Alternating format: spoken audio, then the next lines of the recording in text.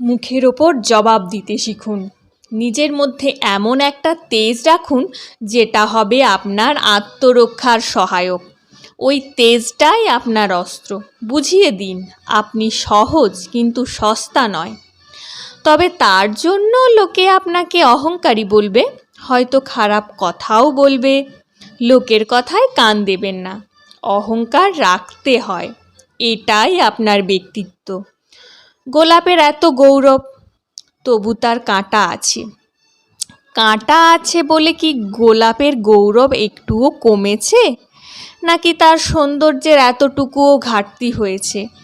আপনি যত বেশি নরম, মানুষ ভাবে আপনি তত বেশি দুর্বল। সে ভেবে নেয় আপনার সাথে তখন যা খুশি করা যায়। আপনি যেখানে শক্ত সেখানে সে আপনার ভক্ত।